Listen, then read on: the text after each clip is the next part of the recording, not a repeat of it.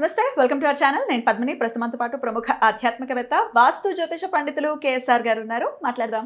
నమస్తే సార్. నమస్తే అమ్మా. చతుర్విధ పురుషార్థాలకి సంబంధించి నక్షత్రాలని కూడా చక్కగా వాటిని డివైడ్ చేస్తూ కూడా అస్ట్రాలజీలో ప్రిడిక్షన్స్ని ఇవ్వచ్చు అని చెప్పి మీరు చెప్పడం జరుగుతుంది సార్.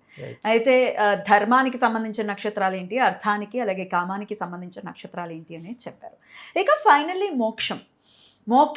మోక్షం వైపే వాళ్ళ జర్నీ ఉండేటటువంటి నక్షత్రాలుగా కన్సిడర్ చేయొచ్చాయి ఇప్పుడు మీరు చెప్పబోయేటటువంటి నక్షత్రాలు. అయితే కామంతో ముడిపడింది అంటూ ఏమీ ఉండదేమో అనిపిస్తుంది నాకు. అంటే ధర్మంగా ఉండడం కూడా కామం, అంటే అదొక కోరిక కదా. అర్థం సంపాదించడం కూడా కామమే. మోక్షం పొందాలి అనుకోవడం కూడా కోరికే కదా సార్. నాకు మోక్షం వద్దు అనుకుంటే ఏముంది, వాడు వెళ్ళాడు, ఇక్కడే ఉంటాడు కదా. మోక్షం అనేది కూడా మరి కోరికే కదా. సో కామంతో రిలేట్ అయ్యి ఉంటాయా అనేది అదొక్కసారి మీరు ఆ డౌట్ని నివృత్తి చేయండి. అలాగే మోక్షానికి సంబంధించినటువంటి నక్షత్రాలు ఏవి? రైట్.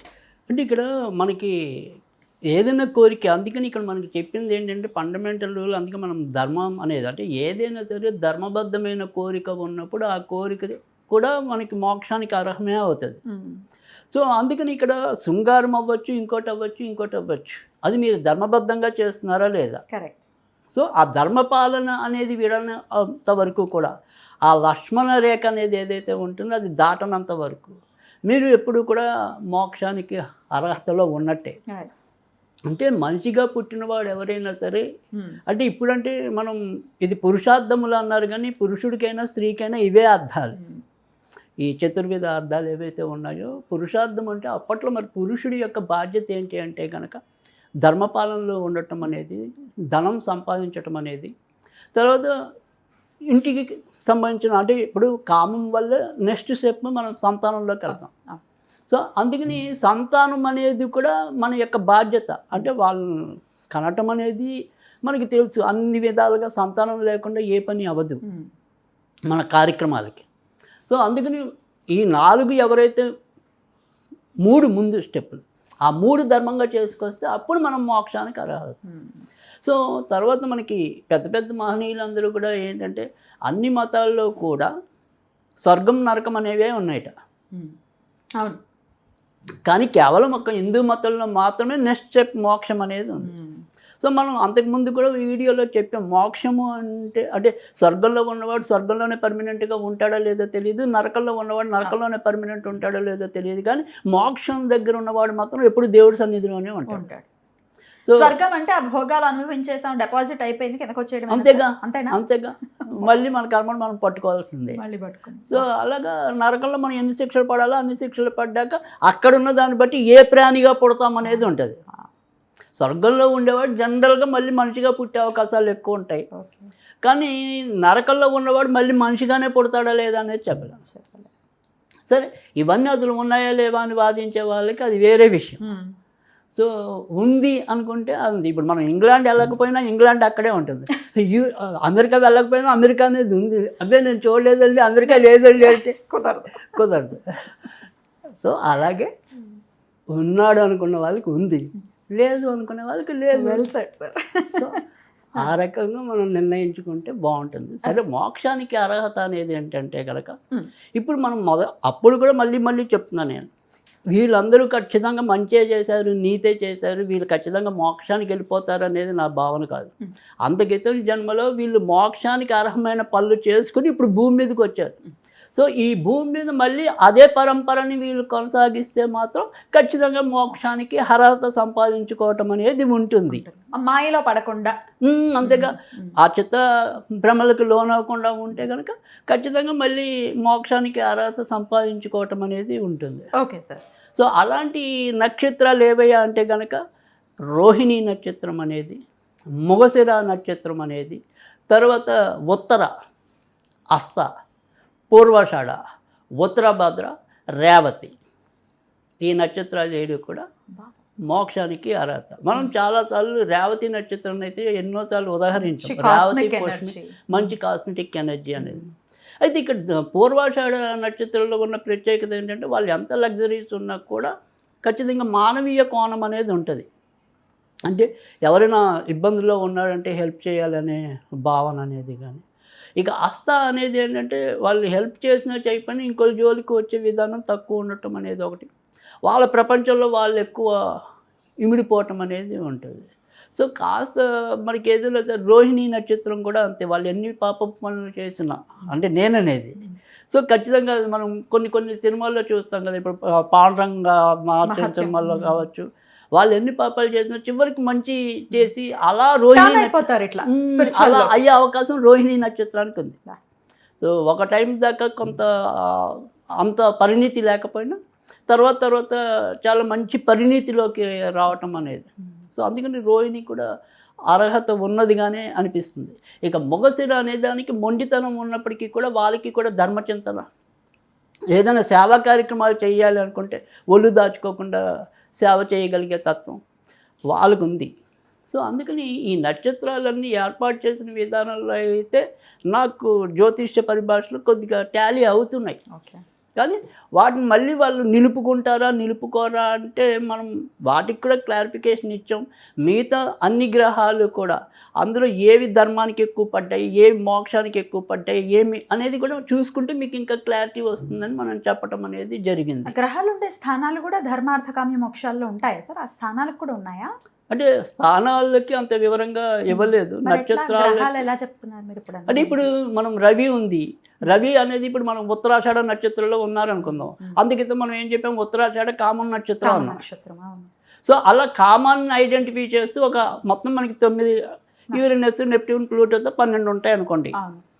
ఈ 12 గ్రహాలు కూడా మనం ఆల్రెడీ ఇప్పుడు ఇవాళ ఇచ్చిన మోక్షంతో కంప్లీట్ చేసాం సిలబస్.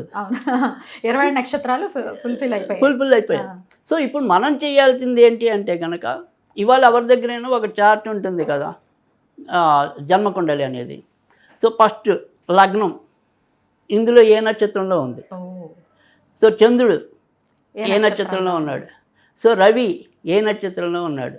సో దాన్ని బట్టి మీకు ఎక్కువ గ్రహాలు దేన్ని చూపిస్తున్నాయి. అర్థమైంది సార్. నేను అందుకే జాగ్రత్త 4 ఫాలో అయ్యే వాళ్ళకి ఎంతో కొంత జ్యోతిష్యం వస్తుందని చెప్పిన. 4 వీడియోస్ ఖచ్చితంగా ఫాలో చేయండి అని చెప్పి ఈ 4 మీరు పక్కన పెట్టుకుని చూస్తే ఒక వీడియో మిస్ అయితే మళ్ళీ రాదు. ఇప్పుడు మనం చెప్పిన ఈ 4 వీడియోలు పక్కన పెట్టుకుని మన జాతకంలో ఏ గ్రహాలు ఎక్కువ ప్రాతినిధ్యం వహించాయి అనేది ఒకటి అలా తెలుస్తుందని ఒకటి చెప్పా. రెండోది ఎలా తెలుస్తుంది అనేది అంటే, ఇప్పుడు సపోజ్ మనకొక నాన్నగారు, మనకొక అమ్మగారు, ఈ నాన్నగారికి సంబంధించిందంటే ఇప్పుడు సపోజ్ ఉదాహరణగా చెప్తాం, మన రాశులు వీళ్ళకి అర్థమవుతాయి కాబట్టి మేష రాశికి చంద్రుడు తల్లి అవుతున్నాడు. ఓకే, తర్వాత 9వ ఇంటి వాడిగా ధనుసు గురుడు తండ్రి అవుతున్నాడు అనుకున్నాం. సో తల్లి చంద్రుడు కామంలో ఉంటే వీళ్ళ అమ్మగారికి కామం ఎక్కువ ఉంటుంది, ధర్మం ఉంటే ధర్మం ఎక్కువ ఉంటుంది, వీళ్ళ అమ్మగారికి డబ్బు సంపాదన ఎక్కువ ఉంటే డబ్బు ఆర్ధానికి సంబంధించిన నక్షత్రాల్లో ఉంటుంది. సో దాన్ని బట్టి అలా కూడా అందుకే నేను చెప్పా, బోలన్ని షార్ట్ కట్లు ఉంటే మనం నేర్చుకుంటే టాలీ అవుతాయి కూడా. సో అందుకని మన ధనకారకుడు సపోజ్ ఇప్పుడు మేష రాశి ఉంది, ధనకారకుడు శుక్రుడు అవుతాడు వృషభం కాబట్టి. సో శుక్రుడు కామంతో ఉన్నాడు అంటే వీళ్ళ కోరికలతో డబ్బు సంపాదించుకోవటం అనేది ఉంటుందా, లేదా ధర్మానికి ఉంది ధర్మంతో డబ్బు సంపాదించుకోవటం అనేది ఉంటుందా. సో మోక్షానికి అనుగుణంగా డబ్బు సంపాదించుకుని దాన్ని ఖర్చు పెట్టడం ఉంటుందా, అలా అన్నీ ఈజీ ఉంటాయి. నేను అందుకే అన్నా మీకు పరిహారాలు ఇవ్వాలన్నా ఈజీ ఉంటుంది. సో అందుకని అది అర్థం చేసుకుంటే నేను ఈ నక్షత్రంలో పుట్టాను కానీ నేను ఇలా లేను అని కాదు, మీరు ఎందుకు వచ్చారు అనేది మనం చెప్తున్నాం, మీకు వచ్చిన దాన్ని సద్వినియోగం చేసుకోమని మీకు చెప్తున్నాం. సో ఆ రకంగా మీరు అర్థం చేసుకుంటే ప్రతి దాన్ని ఈజీగా మీ నాన్నెవరు, మీ అమ్మేవారు, వాళ్ళ పుట్టుకేంటి, తర్వాత మన చెల్లెవారు, మన అక్కవారు, మన ఇవన్నీ వస్తాయి. సో రాందేం లేదు. రైట్. అయితే మోక్షం వైపు అడుగులు వేయాలి డెఫినెట్గా, కొంతమందికి ఉంటుంది సార్ ఈ కోరిక కూడా. సో స్పిరిచువల్గా బాగా ఎదగాలి, మీరేమో మీరు చెప్పిన నక్షత్రాల్లో మా నక్షత్రం ఉంది, మరి ఎట్లా మా జర్నీని ఎట్లా స్టార్ట్ చేయాలి, మాకంతా గమ్య గోచరంగా ఉంది అనుకునే వాళ్ళకి ఏదైనా పాత్ చెప్పండి సార్. అంటే ఇక్కడ ఎప్పుడైనా సరే మనం మోక్షానికి అర్హత సంపాదించుకోవడం అంటే చాలా తేలికైన పద్ధతిలో మనకి చేతనైన దానం మనం చేసుకుంటూ వెళ్ళటమే. సో అన్ని దానాల్లో కూడా మంచి దానము, చాలా ప్రమాదకరమైన దానము ఏంటి అంటే వాగ్దానం. అంటే నేను మీకు పలానా దానికి నేను పని చేసి పెడతా అంటాం, కానీ చేసి పెట్టాను, వారాలు గడుస్తుంటే నెలలు గడుస్తున్నా తొందరలో చేస్తాను, అది ఇంకా ప్రమాదం. అంటే ఎప్పుడైనా సరే అందుకని తండ్రికి ఇచ్చిన మాటకి కట్టుబడే రాముడు వెళ్ళటం అనేది మనం చూసాం. అవును సార్. సో ఎక్కడ కూడా ఎవరు కూడా సత్యహరిశ్చంద్రుడు సత్యపాలన చేశాడు కాబట్టి ఆయనకి అంత మంచి పేరు వచ్చింది. సో వాగ్దానం అనేది ఇంకా డేంజర్. పలానా మీకు చేసి పెడతానంటే చేసి తీరాలి, చేయాల్సిందే. ఎన్ని ఇబ్బందులు పడినా సరే అదే తర్వాత విషయం. అందుకని ఉత్సాహం పడిపోయి చేసేస్తాను అనకూడదు, ఆలోచించుకోవాలి. అందుకే మనకి ఆ సామెత వచ్చింది, కాలు జారినా పర్వాలేదు మాట జారకని. సో మాట జారేప్పుడు ఆ వాగ్దానం అనేది ఏం చేస్తాం అనేది చాలా జాగ్రత్తగా ఆచితూచి చేయాలి. ఓకే, అది ఫస్ట్. తర్వాత రెండోది వాగ్దానం పక్కన పెడితే అంతో కొంత ఏదో ఒక దానం చేస్తూ రావటం అనేది మన శక్తి. అందుకని చాలామంది మనకి అటు ఇటు ఆర్థిక సూత్రాల్లో కూడా చెప్పింది అదే, మనకి అటు ఆధ్యాత్మిక సూత్రాల్లో కూడా చెప్పింది ఇదే. సో నువ్వు 100 రూపాయలు సంపాదిస్తే 10 రూపాయలు నీది కాదు అనుకోమంటుంది ఆర్థిక శాస్త్రమైనా ఆధ్యాత్మిక శాస్త్రమైనా. ఈ 10 రూపాయలు అసలు మీకు కాదు, మీరు 90 రూపాయలు సంపాదించాలి. అప్పుడే మళ్ళీ మళ్ళీ వస్తూ ఉంటుంది కదా సార్. అంతే కదా, ఈ 10 రూపాయలు మీరు ఖచ్చితంగా సద్వినియోగం చేసుకోవడం అనేది ఎకనామిక్స్ చెప్తుంది, దేవుడికి చెందాలి అనేది ఆధ్యాత్మికం చెప్తుంది. ఎందుకంటే నీకు 100 రూపాయలు ఇచ్చిన ఆయనకి నువ్వు 10 రూపాయలు ఇవ్వడానికి మనసు రాదు. ఇప్పుడు 1,00,000 రూపాయలు సంపాదిస్తున్నారు, 10,000 ఇవ్వాలి, అమ్మో 10,000. అదే కదా, కానీ మనం ఆ 10,000 పిచ్చి పిచ్చి వాటికన్నిటికీ మనకు ఖర్చు పెడతాం. సో అందుకని నీకు ఇచ్చిన దేవుడు ఎప్పుడు 90 రూపాయలు అనేది గుర్తుంచుకోండి. 100 రూపాయలు ఆయన మీకు ఇచ్చాడు అంటే ఆయన ఇచ్చింది కేవలం 90 రూపాయలే. 10 రూపాయలు మీకు ఆయనకు చెందేలాగా రాసుకున్నాడు వీలునామా. సో అందుకని అది మీరు గ్రహించట్లా. సో మోక్షం కావాలి అంటే ఈ రకమైన ఆలోచనలు ఉన్నప్పుడు ఖచ్చితంగా మోక్షం వస్తుంది. అద్భుతం సార్, చాలా బ్యూటిఫుల్గా ఎక్స్ప్లెయిన్ చేశారు సార్. డెఫినెట్గా ఈ మోక్షం మార్గంలో ఉన్నటువంటి లేకపోతే మోక్షానికి సంబంధించిన నక్షత్రాలు పుట్టారంటే నిజంగా ఆల్మోస్ట్ ఫినిషింగ్. అంతేగా, పునరపి జననం పునరపి మరణం, ఎంత అద్భుతమైన విధానం అది. సో వెళ్ళిపోతున్నారు, మంచి స్టేజ్కి వెళ్తున్నారు. సో ఇక్కడ అన్ని మళ్ళీ మళ్ళీ అంటే ఈ మాయలో పడకుండా వెళ్ళు డెఫినెట్గా చాలా ఈ మోక్ష మార్గంలోనే వెళ్ళాలని. మాయలో పడిన వాళ్ళని బయటకు తీసుకురాగలిగే వాళ్ళు ఈ మోక్షానికి అర్హులైన వాళ్ళు.